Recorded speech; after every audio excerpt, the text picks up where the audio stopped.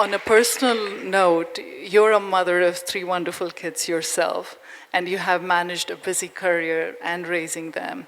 How has your journey been as a mother, a working mother, and a successful actor and a politician while raising kids? How many here working mothers? Do you have any memory of whatever has happened? So if there's an honest to God answer, none of the women here will remember anything but the fact that they needed to get the job done. That they needed to feed their kid, that they needed to make sure that the homework was done, that they needed to make sure that their PPT was equally ready, that they did not sleep many nights, that how many of you have teenagers?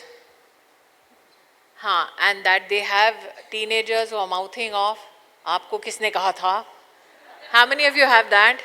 Who told you, I never asked for it, now that you gave birth to me, you have to deal with it? How many of you have that? Oh, see those hands going up?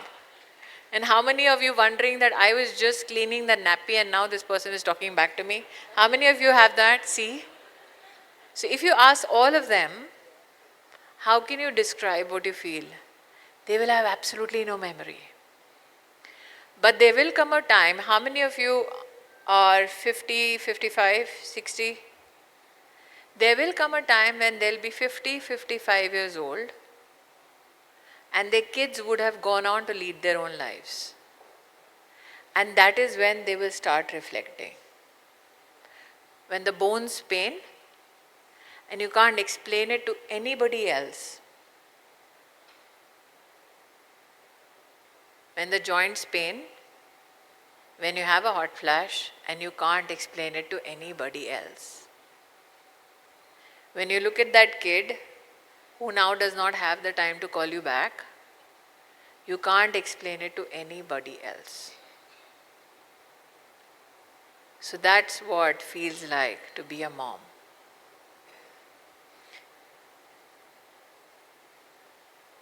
It's a job which is well done only when the kid doesn't need you anymore. And that is the most heartbreaking thing. And for all the men in the room,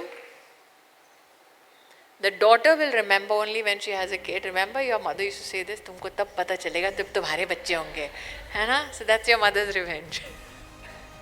But the sons will only remember when the mother dies.